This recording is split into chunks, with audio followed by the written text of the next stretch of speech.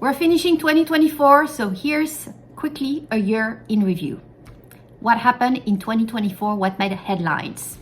So we started the year, we were at war in Ukraine, in the Middle East.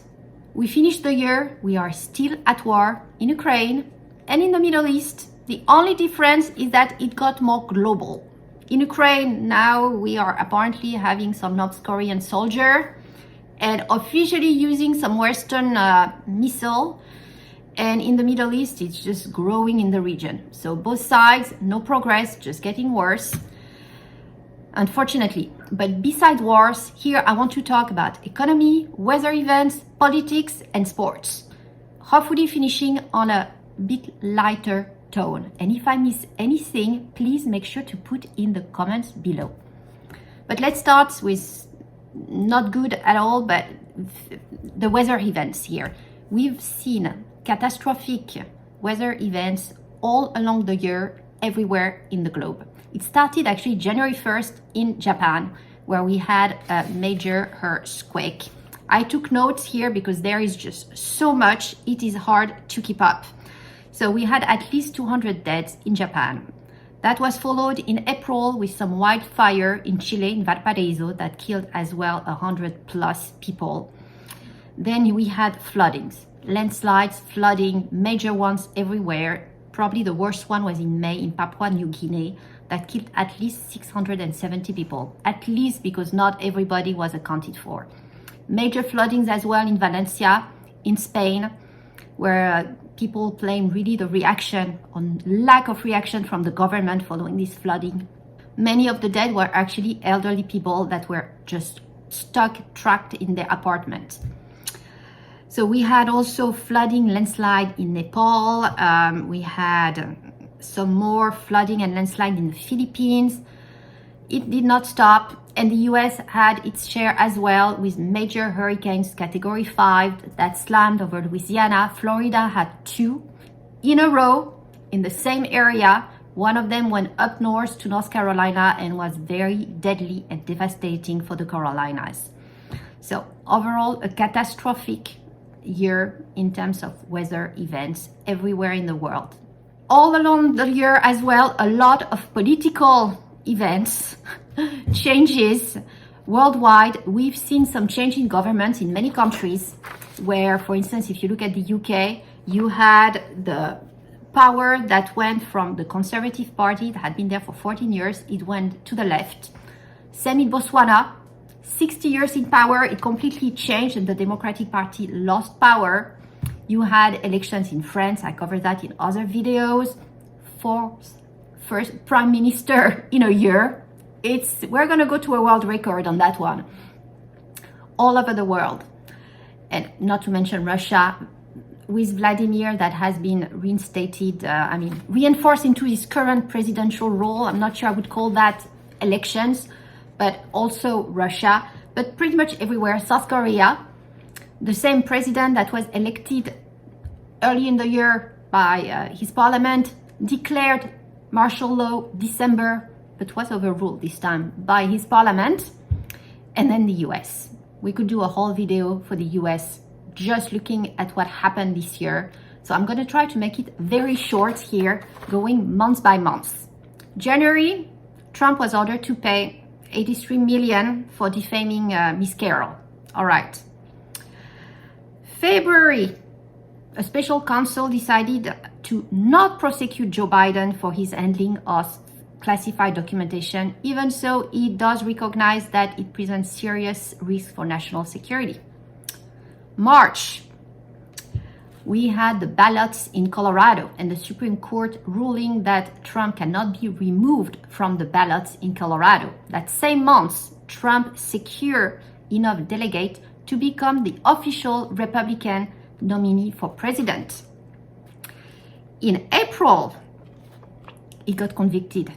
First former US president to be convicted of a crime for falsifying records. If you remember, it was the hush money to the former, by his former lawyer to Stormy Daniels. So, June, it's Hunter Biden this time that got convicted for 3 felonies in Delaware, pretty much possessing a weapon while using narcotics.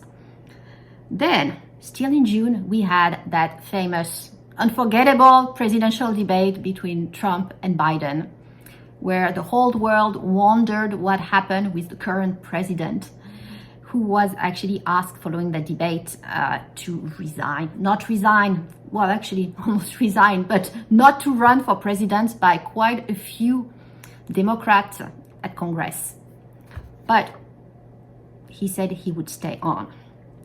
Then July, Trump, Butler, Pennsylvania, he was shot in the ear. That famous picture that went around the world with the blood going down the ear and him raising the fist. Never give up.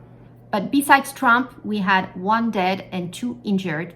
And the US Secret Service director eventually resigned a few days later, given what happened.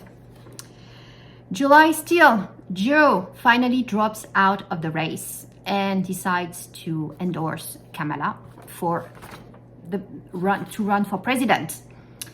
August, RFK Jr. suspends his campaign and endorses Trump, and Harris accepts the nomination from the DNC in Chicago. Even so, there was no real election on that one, but she's running. September, we have the first and only presidential debates between Harris and Trump. We have as well the second assassination attempt against Donald Trump. This time it was in Florida at his golf course and there was nobody injured. October was pretty quiet, just a VP debate. November was the big month with Trump winning a landslide the elections, winning all battleground states and an overwhelming majority of delegates here with 312 delegates. So a big victory as well at the Senate and at the House for the Republican.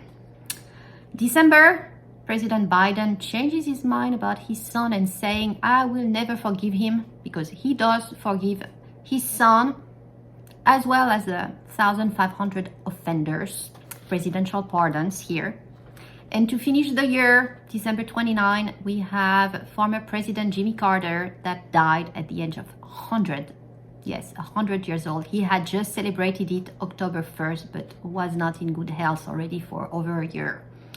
So that is the US here. Very, very, woo, it never stops, huh? So talking about economy here, just the same. Highly volatile market worldwide, not doing good. I mean, when I say highly volatile, you have Brazil that just went down with the current political environment. Argentina is the reverse. It goes up, given also the political environment in Argentina at present and the new president. So it's just a roller coaster here worldwide, but overwhelming majority of mature countries with a lot of debt, unsustainable debt, which causes trouble in the government. That's what we are seeing in France with the change of government nonstop. And now the new president in the US is going to have to face some serious decision with the current debt level. So everybody's expecting a crash at some point, given how high the stock market is here, at least in the US. We will see. Only thing that really went up the roof was Bitcoin this year following Trump's presidential win.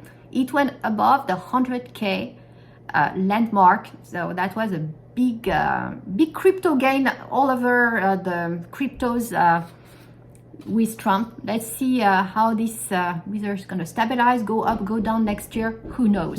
So to finish on a bit of a lighter note, we also had the Olympics this year, the 2024 Paris Olympics this summer in Paris, that raised a lot of attention, especially the opening ceremony with the famous scene of the Last Supper, which was interpreted a certain way by some people. For others, and apparently per the organizer, it was supposed to represent the Greek mythology, but debatable.